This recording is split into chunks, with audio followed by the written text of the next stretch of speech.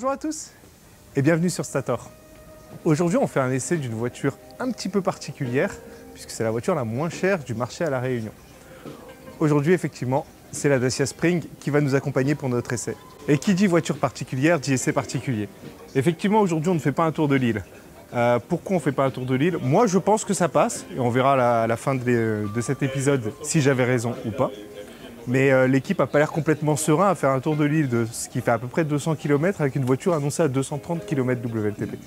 Donc aujourd'hui, on va essayer de vous faire découvrir un autre coin de l'île, dans les Hauts. Je ne vous dis pas encore où est-ce qu'on va, ce sera une petite surprise. Mais sachez que les conditions météorologiques sont un peu particulières également. On a une tempête qui sévit pas très loin de La Réunion, donc il ne fait pas très beau à La Réunion. On va essayer de trouver des coins où il fait à peu près beau pour pouvoir vous parler précisément de la voiture. Celle qu'on va essayer nous attend dehors. On y va. À tout de suite.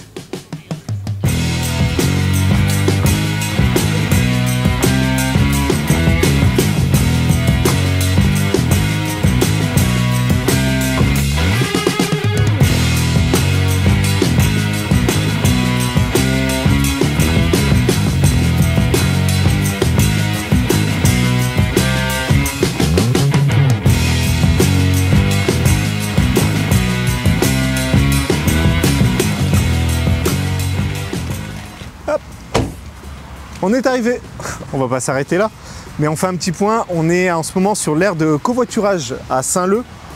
On va monter dans les Hauts de Saint-Leu, essayer. Fabien il a pas l'air serein, mais moi je suis complètement. Non, là c'est un point quand même intéressant parce qu'on vient de faire 30 km de 4 voies sur du plat. Donc c'est le moment de vous faire un petit retour sur cet usage-là. On a utilisé 20% de batterie. J'étais au limiteur de vitesse à 114, donc 110 vitesse réelle. On n'a pas eu trop de problèmes à maintenir 110, c'est assez bruyant, mais on s'y attendait, donc il n'y a pas de problème avec ça. Là, ce qui est intéressant de voir, c'est que du coup, on a fait 30 km avec 20% de batterie, à peu près, à 20,4 kWh au 100. Donc une consommation correcte, vu la vitesse à laquelle on a roulé. On va dans les Hauts de Saint-Leu. À tout à l'heure.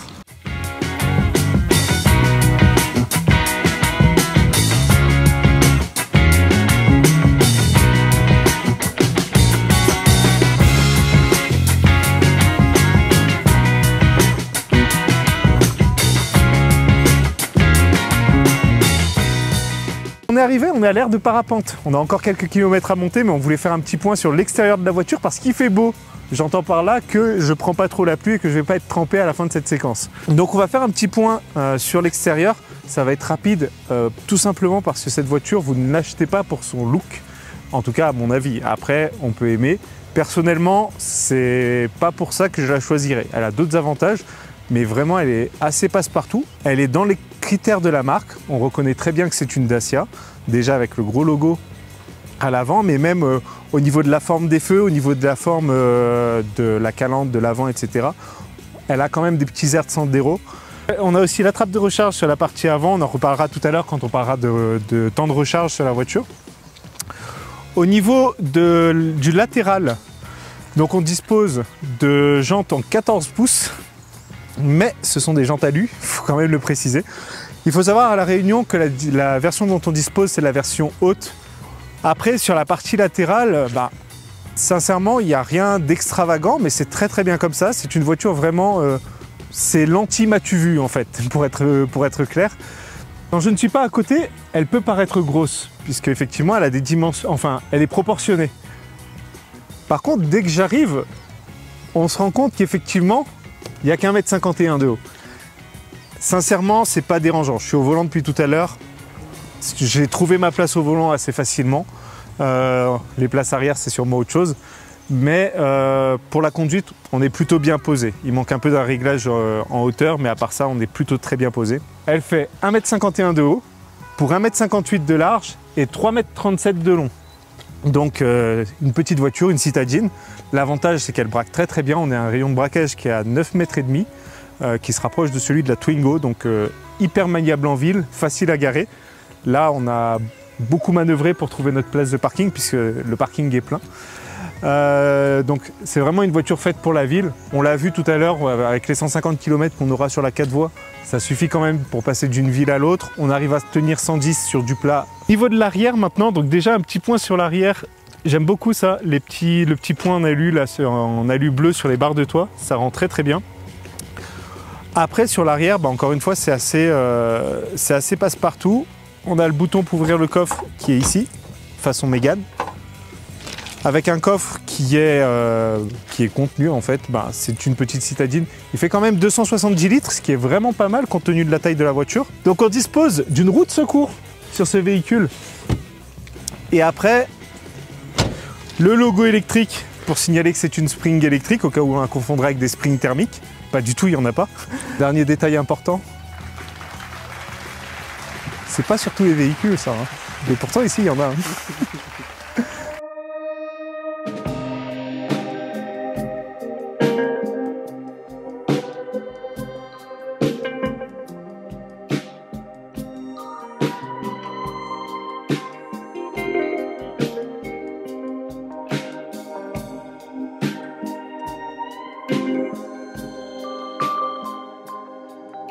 Ça y est, on est arrivé. Donc on est à l'ancien gîte des Tamarins. On vous fera des jolies images parce que c'est vraiment très très beau. Ce serait encore plus beau s'il faisait beau, mais aujourd'hui c'était pas le bon jour. L'avantage de ce lieu aujourd'hui, c'est qu'on est à 1800 mètres d'altitude. Donc on va pouvoir aussi vous parler de la Dacia Spring, comment elle se comporte sur la montée. Là, on vient de prendre une jolie montée. On a fait en tout, depuis en bas, on a fait 25 km. On en est à 54 depuis notre départ. Et on est à 46%. Donc 46%, ce qui fait que sur la montée qu'on vient de prendre de 1800 mètres, on a mangé à peu près 35% de batterie pour faire un chiffre rond. Et on est à 27,9 kWh au 100. Donc là, pour le coup, la consommation est très basse. Parce qu'on ne s'est pas économisé sur la montée. On a pris des petites routes, donc on n'était pas à 100 non plus. Mais on n'a pas roulé à l'économie. Il n'y avait personne devant nous et du coup, on en a profité. On était à 40-50 sur les routes un peu serrées. Mais ça s'est très bien passé. La voiture se comporte très très bien. En virage, sincèrement, c'est presque plaisant. Je vais le dire, je vais avouer, c'est presque plaisant de la conduire dans les virages, puisque comme elle est toute petite, comme elle est très légère, elle enchaîne très très bien les virages. C'est pas une voiture de sport, de toute façon, vous n'avez pas la puissance pour parler de voiture de sport dans ce véhicule-là. Mais dans une utilisation quotidienne et normale, ça reste complètement adapté, même à nos petites routes de montagne. Donc là, justement, en parlant de sport, on va parler un petit peu des chiffres du véhicule.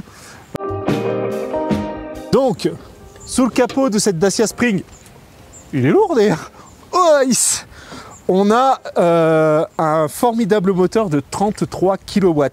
C'est une pièce très très rare dans l'automobile actuelle. 33 kW, ça fait 45 chevaux. Et 45 chevaux, c'est pas beaucoup. Alors, déjà, où est le bistruc pour faire tenir le capot?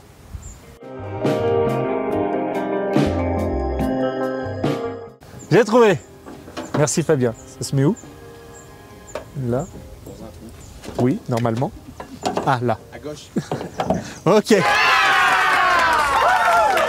Donc, on a un couple de 125 Nm, 125 km/h de vitesse de pointe. Ces chiffres-là ne sont pas très très impressionnants, mais il y a un chiffre qui est impressionnant avec cette voiture, c'est 970 kg.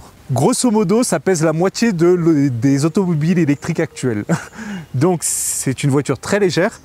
Un autre chiffre un peu rigolo aussi, c'est le poids maximum embarqué. On peut embarquer 330 kg. Donc, on peut embarquer 3 adultes et un demi-adulte. Voilà, 4 fois 20, ça ne rentre pas dans la voiture, on sera en surpoids. C'est intéressant de le constater. Donc on est sur un véhicule qui fait 4 places. En termes d'autonomie affichée, on est à 230 km selon le cycle WLTP. Là, on a fait 54 km et nous annonce fièrement qu'il nous en reste 63. Donc en vrai, on a moins que 230 km WLTP. Mais on verra ça à la fin de notre tournage, combien est-ce qu'on a en WLTPI. Au niveau de la batterie, on a une batterie qui fait 27,4 kWh net et 26,8 brut. Donc c'est une petite batterie, mais elle est quand même cohérente. Vu la taille du véhicule, ça reste très correct. Donc pour ouvrir la trappe, ça se passe à l'intérieur avec cette manette. Et du coup, comme je vous le disais tout à l'heure, on a une prise Combo CCS qui est en option sur la Dacia Spring et que à l'île de la Réunion on nous impose de base. C'est une bonne idée puisque grâce à cette prise combo CCS, on va pouvoir faire le plein de 0 à 80% en 1 heure sur les chargeurs adaptés. Il faut savoir que cette Dacia Spring n'accepte pas plus de 30 kW quoi qu'il arrive. Sincèrement, elle n'a pas besoin de beaucoup plus, puisqu'elle ne consomme pas énormément. Après, sur le chargeur embarqué, c'est là où c'est un petit peu dommage, puisque la Dacia fait partie du groupe Renault. Et on aurait pu espérer avoir le chargeur embarqué comme sur la Twingo de 22 kW. Ce n'est pas le cas ici, on n'a que 7 kW de puissance max. Comme la batterie est plutôt petite, ça reste sur des temps de charge qui restent assez courts. En 4 heures, on fera 0 à 100%. Grosso modo, 4 heures, 4 heures et demie. Sur une prise renforcée, il faudra une dizaine d'heures pour le 0 à 100%. Donc quoi qu'il arrive, même avec une simple prise renforcée, le matin, vous vous réveillez, vous avez 100% de batterie et vous êtes donc prêt pour l'autonomie qu'on vous donnera à la fin de ce reportage. On n'en a pas parlé tout à l'heure, mais c'est le moment ou jamais. On a pris des petites routes forestières pour monter. C'était bétonné, mais c'était quand même un peu cassé. Au niveau de la garde au sol, on a 15 cm et les roues sont tellement proches l'une de l'autre que finalement, 15 cm, c'est quand même beaucoup. Ça en fait pas un 4x4, ça en fait pas une voiture tout chemin, il ne faut pas exagérer non plus, mais ça lui permet de sortir des sentiers battus. En roulant tranquillement, ça se passe très très bien.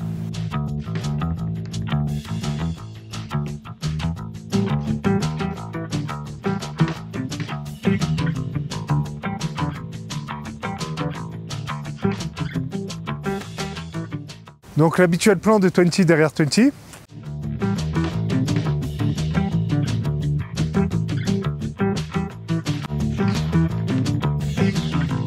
Merci 20 pour la portière. Hein. Hop. C'est un peu serré. Donc qu'est-ce que je pense des places arrière de cette Dacia Spring? Alors l'assise est très très plate. Pour le coup on est assis très droit je trouve. Au niveau des genoux,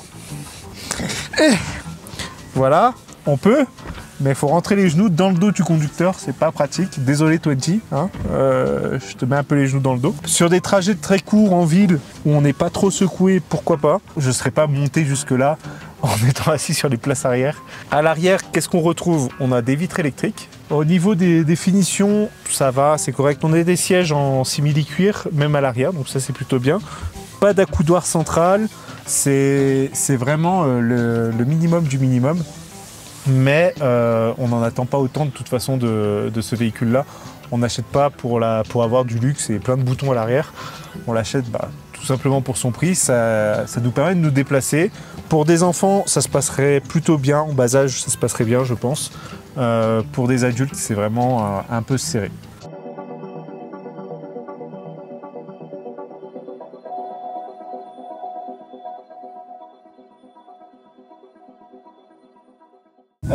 On va prendre quelques virages là, donc vous allez pouvoir apprécier ma conduite au volant. Mais je vais aussi en profiter pour parler de mon ressenti en termes de position de conduite. C'est très droit, j'ai trouvé ce réglage de siège qui me convient à peu près. On est quand même très droit. En termes de conduite en elle-même, comme je le disais tout à l'heure, les virages s'enchaînent très très bien. La direction est très très légère, le véhicule est très très léger. Sincèrement, on le ressent, on sent bien qu'on n'est pas en train de mener un truc de 2 tonnes, un énorme SUV de 2 tonnes. En termes d'aide à la conduite, donc on a la direction assistée, on a un limiteur de vitesse, on n'a pas de régulateur, donc pas de régulateur adaptatif naturellement, on n'a pas de maintien en voie. On se retrouve à bord d'une voiture, j'ai presque envie de dire des années 90. Il y a plein de petites choses dans la voiture qui nous le rappellent.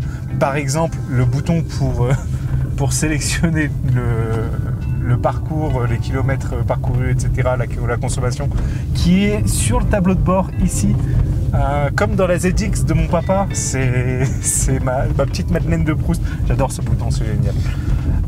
Les commandes de clim qui sont très dures, sincèrement, c'est du solide, ça résiste. C'est encore une fois, c'est pareil, c'est à l'ancienne. Il y a finalement assez peu de boutons. En fait, on a juste le strict nécessaire pour allumer et éteindre la radio, des boutons pour le volume, la clim, verrouiller la voiture, les warnings et les vitres électriques, et puis c'est tout. C'est vraiment la base de la base. Ensuite, au niveau de la conduite, on va retrouver devant moi un écran vraiment tout petit au milieu qui affiche la vitesse et les données de conduite. Là, on voit clairement le pourcentage s'afficher. Le pourcentage de batterie, on est à 52%. Donc c'est très bien écrit. Le kilométrage restant est écrit en petit, mais ça aussi j'aime bien, parce que le kilométrage restant, il veut rien dire. Et ensuite, ce que j'aime un peu moins, alors, je sais pas, c'est-à-dire que j'aime bien le principe parce que ça rappelle les anciennes voitures, comme j'ai dit tout à l'heure, mais d'un point de vue pratique, c'est pas le plus simple. Parce que là, je suis en plein virage, si je veux changer et afficher autre chose, il faut que je passe la main dans le volant et c'est un peu compliqué. Mais du coup, on peut avoir naturellement différentes informations, le kilométrage, la consommation, etc. etc. C'est plutôt bien fait, c'est efficace, on va dire. On n'est pas en train de parler de qualité d'écran ou quoi que ce soit, hein. C'est un écran digital qui affiche des chiffres et points barres, il n'y a pas de couleur, c'est un écran noir et blanc. Mais au moins il est efficace, il est très lisible. De chaque côté de cet écran, on a deux jauges. Sur la droite, c'est la jauge de pourcentage de batterie, enfin la jauge de batterie qui s'affiche avec des couleurs. Donc quand on rentre dans le rouge, c'est qu'on va bientôt tomber en panne. Et sur la gauche, on a un économètre, donc qui va nous dire que en ce moment on est en train d'accélérer ou en ce moment on est en train de régénérer. Voilà, donc c'est simple et efficace. Après, le point que j'aime bien, c'est que pour le coup, on a l'affichage de la puissance instantanée. La régénération en levée de pied, elle n'existe pas. C'est-à-dire que si on fait juste lever le pied, on a un petit 3-4 kW qui s'affiche. Là, je suis à 6 parce qu'on est en descente. Mais on ne peut pas la régler, donc on est très très très léger. Naturellement, quand on appuie sur le frein, on augmente cette régénération. On va aller jusqu'à 10-15 kW de régène. Elle récupère plutôt pas mal. On est parti de là-haut à côté du gîte, on était à 46%. Là, comme je vous l'ai dit tout à l'heure, on est à 52, bientôt 53, je pense. Mais en soi, la conduite à une pédale, on oublie, ça n'existe pas. Quand on lève le pied, c'est quasiment de la roue libre.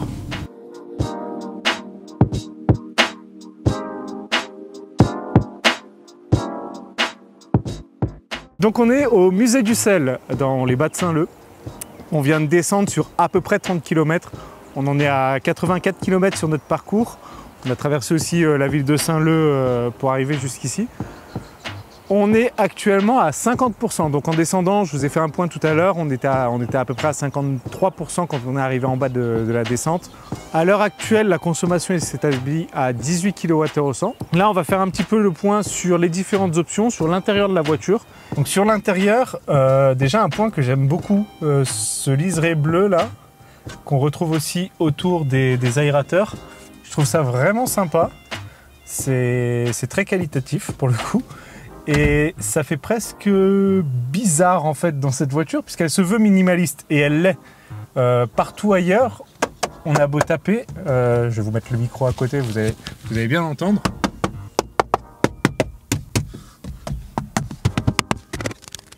C'est du plastique. C'est pas une critique, sincèrement, le plastique c'est fantastique, non blague à part. L'un dans l'autre, moi ça me dérange pas tant que ça. Je m'attendais pas à trouver du cuir ou du matériel ou des matériaux haut de gamme dans cette voiture. En termes de rangement, on dispose d'une grande poche ici, pour vous donner une idée, voilà, mon portefeuille il rentre nickel. Par contre, c'est le seul endroit où on va pouvoir ranger des choses vraiment quotidiennement. Après, j'ai trouvé moi cette petite place là. Comme on le voit, le portefeuille il rentre nickel. On peut rebaisser le frein à main. C'est bien pensé. Je ne sais pas si c'est fait exprès, mais pour le coup, il y a un petit peu de rangement de ce côté-là. On a naturellement les contreportes avec un grand bac où, à vue de nez, je pense qu'on peut y placer une bouteille d'1 litre sans trop de problème. On a la boîte à gants qui est correcte finalement. Vu la taille de la voiture, on ne peut pas réclamer une boîte à gants énorme, mais là pour le coup c'est plutôt sympa, elle est très profonde. Et après, c'est tout. On est dans une citadine, faut pas l'oublier. Il n'y a pas des litres et des litres de place. Donc, ils ont vraiment voulu optimiser l'espace. Pour le coup, en termes de position assise, etc., on est plutôt bien.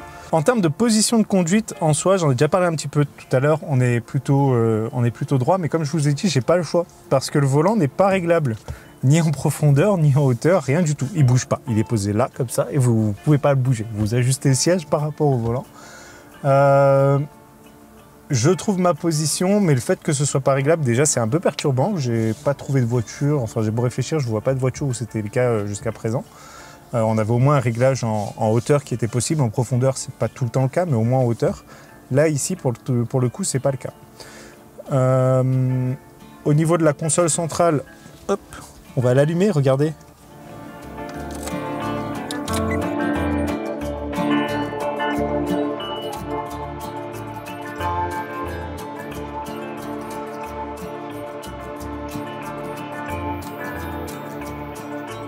On a un petit écran tactile qui fonctionne très très bien, il est réactif. Il n'y a pas énormément d'informations dessus, hein. Ça foisonne pas d'informations, c'est très minimaliste, le minimum du minimum, mais ça répond très très bien. On a une carte, sauf que on n'a pas de carte.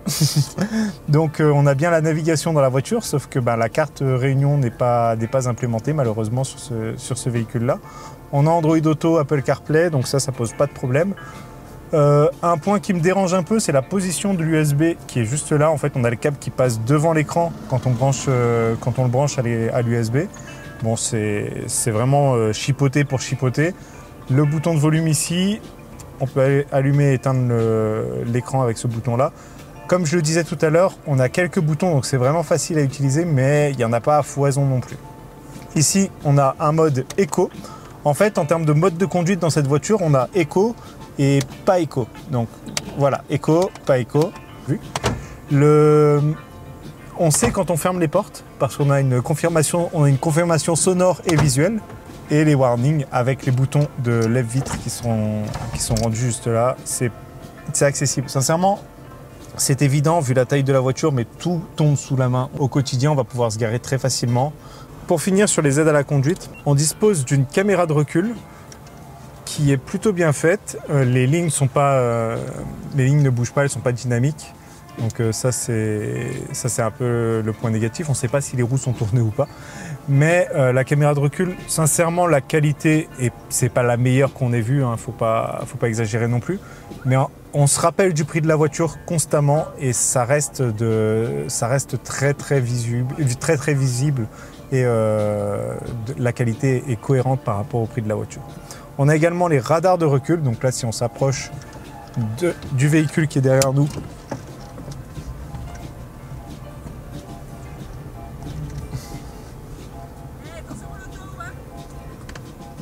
ça va se mettre à biper. Voilà. Et surtout le bruit. Le bruit de la marche arrière est génial. Je l'adore vraiment. Pour le coup, je dirais presque que c'est trop travaillé par rapport au prix de la voiture. Encore une fois, j'aime beaucoup ce bruit, il est très qualitatif.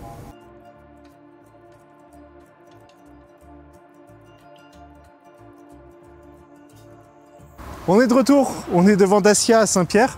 On vient de parcourir 130 km, dont un petit aller-retour jusqu'au tampon, juste pour voir si ça monte la 4 voies. Ça monte la 4 voies, pas à 110, mais ça monte la 4 voies.